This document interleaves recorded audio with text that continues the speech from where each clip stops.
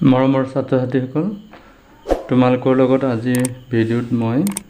তোমালোকৰ চতুৰ্থ শ্ৰেণীৰ দ্য হাইডেন ট্ৰেজাৰ এই পাঠটোৰ প্ৰশ্নকেইটা আলোচনা কৰিম। লেচন নম্বৰ 4ৰ এক্টিভিটি নম্বৰ 2 এইখিনি আলোচনা কৰিম। গতিকে তোমালোকে ভিডিঅ'টি শেষলৈকে চাবা আৰু মোৰ চেনেলটোত যদি এতিয়াও সাবস্ক্ৰাইব কৰা নাই তেতিয়াহ'লে চেনেলটো সাবস্ক্ৰাইব কৰি ল'বা। তে 2 নম্বৰ এক্টিভিটিটো কি কৈছে চাওঁ আমি। Let's see how much you have understood the story, write the answers. কি কৈছে চোৱা, লেটছ সি এতিয়া চাওঁ ব'লা, how much you have understood, তোমালোকে কিমানখিনি শিকিব পাৰিছা, বুজি পাইছা। আণ্ডাৰষ্টুড মানে জানিব পাৰিছা, দ্য ষ্টৰি সাধুটোৰ পৰা, ৰাইট দ্য আনচাৰ্ছ। এতিয়া ইয়াতে কি কৈছে চোৱা, কুৱেশ্যনখিনি দিছে, আনচাৰখিনিও আমাৰ কুৱেশ্যনৰ যিখিনি অংশ লিখিব লাগে আনচাৰ লিখোঁতে সেইখিনি দিয়াই আছে, খালি আনচাৰটো আমি বহাব লাগে। গতিকে মই এইখিনি তোমালোকক মই বহীত লিখি পেলাই দেখাই দিম, তোমালোকে সেইখিনি টুকি ল'বা, টুকি লৈ তোমালোকে মুখস্থ কৰিবা। তো প্ৰশ্নটো কৈছে চোৱা, ৱাই ৱাজ মাধৱ ৱৰিড, মাধৱে কিয় দুখ প্ৰকাশ কৰিছিল, মাধৱে কিয় চিন্তা কৰিছিল, কিয় চিন্তা কৰিছিল, যে মাধৱ ৱাজ ৱৰিড বিকজ, মাধৱে দুখ প্ৰকাশ কৰিছিল কাৰণ তাৰ ল'ৰাকেইটাই মানে কামত সহযোগ কৰা নাছিলে। ইয়াতে এইখিনি আছেই, তোমালোকে ইয়াৰ পৰা ডাইৰেক্ট তুলিলেও হ'ব। ইয়াতে আছে চোৱা, মাধৱ ৱাজ ৱৰিড বিকজ, এইটো চোৱা, এইটো আছে চোৱা পেজ নম্বৰ 45, পেজ নম্বৰ 45 ওপৰখিনি চোৱা, Madhav was worried because his sons did not help him in the field. এইটো ইয়াতে আছে, এইটো আছে চোৱা, এইটো মাধৱ ৱাজ ৱৰিড একদম ছেম আছে, তোমালোকে খালি তুলি দিলেই হ'ল। এয়া চোৱা, Madhav was worried because his sons did not help him in the field. এইখিনি তোমালোকে তাতে লিখি দিলেই হ'ল। এতিয়া আমি ইয়াতে লিখা অংশখিনি আমাৰ আছেই, প্ৰশ্ন অংশখিনি আছেই, আমি খালি লিখিম his sons did not help him in the field, এইখিনি লিখিলে হ'ব। এতিয়া আমি এইখিনি হাতত আমি সেইখিনি লিখি দিলেই হৈ গ'ল। এতিয়া আমি এইখিনি লিখিম, চোৱাচোন বাৰু, আমি লিখিম এইখিনি। এতিয়া প্ৰশ্ন নম্বৰটো আমাৰ কিমান আছিলে, 1 আছিলে ন, 2A কি আছিলে, 2A আছিলে হয়নে। এতিয়া আমি লিখিম, আনচাৰটো লিখিম কিন্তু দেই, আনচাৰ লিখিম ANS, আনচাৰ। আমাৰ কি দিছিলে, মাধৱ ৱাজ ৱৰিড বিকজ, এইখিনি লিখাই আছে ইয়াত, মাধৱ ৱাজ ৱৰিড বিকজ হয়নে। গতিকে আমি এইখিনি লিখি ল'ম, মাধৱ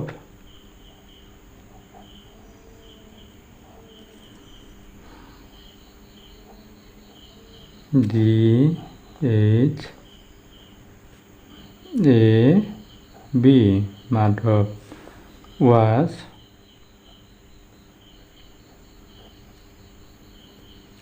ৱৰিড হয়নে, WORRIED,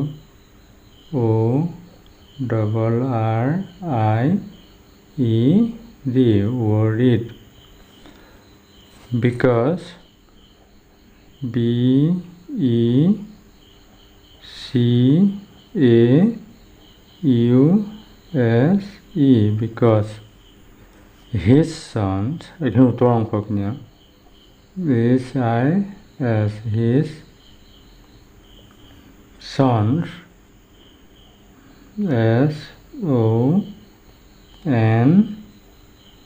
SONS, sons did not, did not, and উদ্ধকমা T আমি এনেকৈ লিখিব পাৰোঁ, did not help,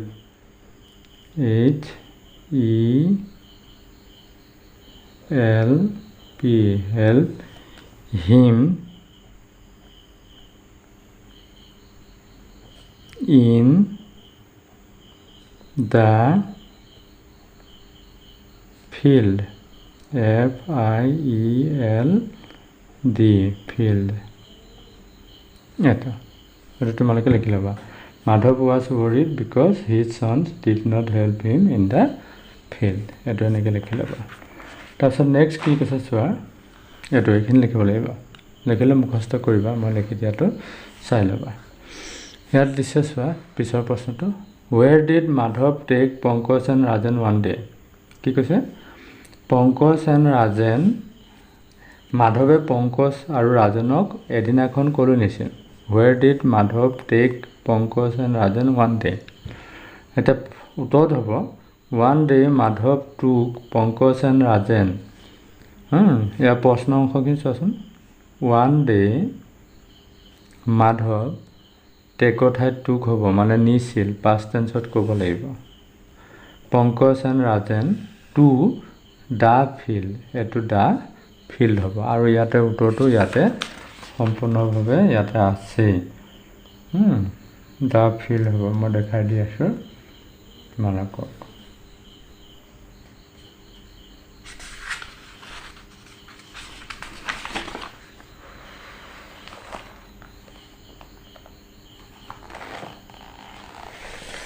এটো আছে চোৱা আকলৈ নিছিল এটো আছে চোৱা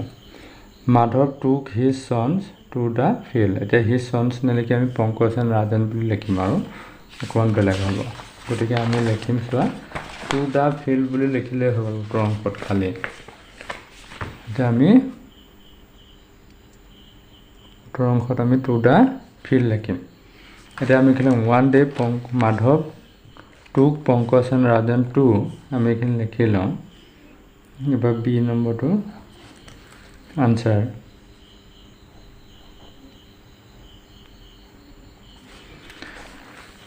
কি কৈছে বি নম্বৰটো আমাক কি কৈছে one day Madhav took Pankaj and Rajan আমাক দিছে one day one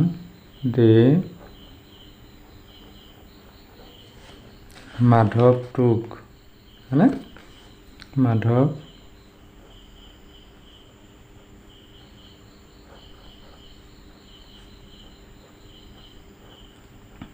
took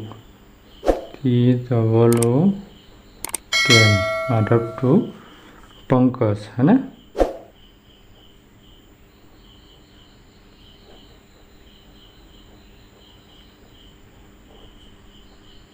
Pankaj and Rajan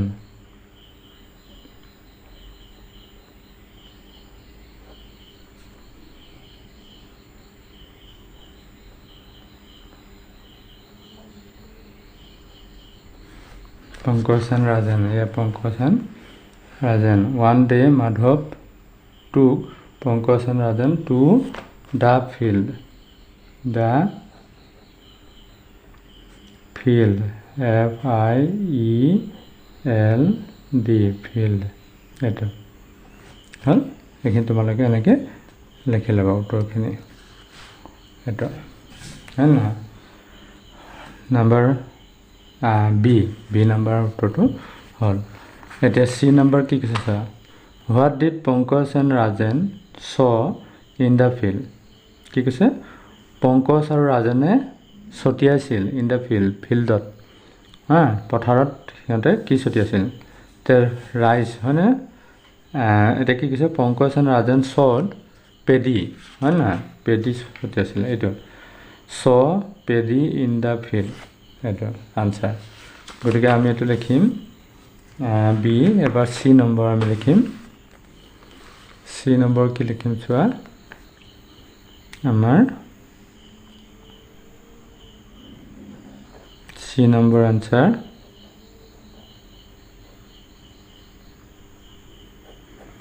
কি কৈছে Pankaj and Rajan sowed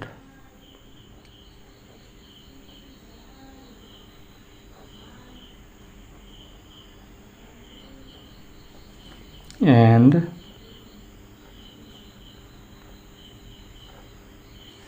Rajen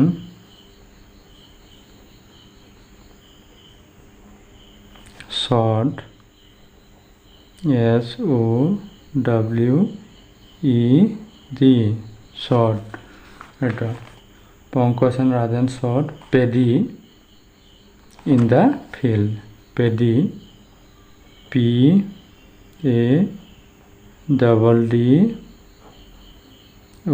paddy in the field এইটো আনসার ঠিক আছে Pankaj and Rajen sowed paddy in the field ধান ছটিয়াইছিল ফিল্ডত গতিকে এইটো হ'ল এতিয়া আমি ডি নম্বৰটো কৰিম ডি নম্বৰ কি কৈছে চোৱা আমি প্ৰশ্নটো এনেকৈ হেৰি কৰি লৈছোঁ তাৰপিছত প্ৰশ্নটো চাম প্ৰশ্নটোত কি হৈছে চোৱা D number what did Pankaj and Rajan realise at last realise মানে অনুশোচনা কৰা দেই what did Pankaj and Rajan realise at last Pankaj আৰু ৰাজনে শেষত কি উপলব্ধি কৰিছিল উপলব্ধি কৰা অনুশোচনা নহয় উপলব্ধি কৰা গতিকে আনসাৰটো আছে চোৱা at last Pankaj and Rajan realise এতিয়া কি বুলি ৰিয়েলাইজ কৰিছিল এইখিনিতে আছে চোৱা এইটো কি hard work is always rewarded কি কৈছে চোৱা হাৰ্ড ৱৰ্ক মানে কঠোৰ পৰিশ্ৰম ইজ অলৱেজ ৰিৱাৰ্ডেড সদায় ৰিৱাৰ্ডেড মানে পুৰস্কাৰ দিয়ে ৰিৱাৰ্ড দিয়ে মানে যেতিয়া তুমি কঠোৰ পৰিশ্ৰম কৰিবা তেতিয়াহ'লে তাৰ ফল পাবাই সেইটো কৈছে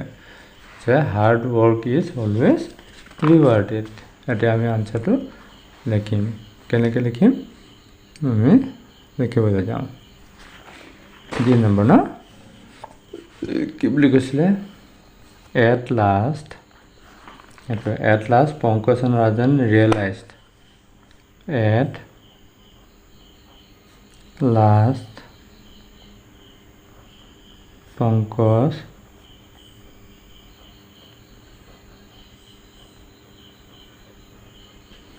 and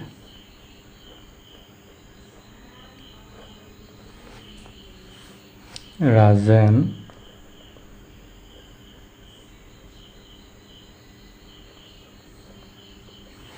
realized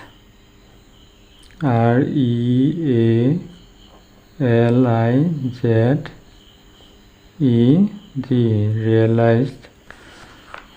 one day Pankaj and Rajan realized that hard work is always rewarded that that hard hard work work is always ALWAYS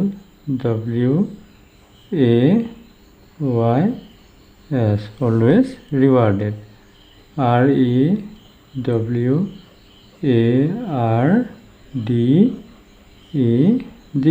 rewarded এটা গতিকে এনেকৈ আমি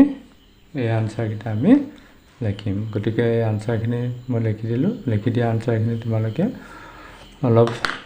ভালকৈ আকৌ ভিডিঅ'টো চাই পেলাই লিখি ল'বা লিখি লৈ পেলাই তোমালোকে কি কৰিবা মুখস্থ কৰিবা গতিকে আজি ভিডিঅ'টোত মই তোমালোকৰ লগত এইখিনি আলোচনা কৰিলোঁ পৰৱৰ্তী সময়ত আৰু পিছৰ প্ৰশ্নখিনি আলোচনা কৰিম গতিকে আজি ভিডিঅ'টো ইমানতে সামৰণি মাৰিছোঁ যদি ভিডিঅ'টো ভাল পালা লাইক কৰিবা কমেণ্ট কৰিবা আৰু লগ বন্ধুৰ লগত শ্বেয়াৰ কৰি দিবা আৰু চেনেলটোত যদি প্ৰথম আহিছা তেতিয়াহ'লে চেনেলটো যদি এতিয়াও ছাবস্ক্ৰাইব কৰা নাই চেনেলটো ছাবস্ক্ৰাইব কৰি ল'বা ধন্যবাদ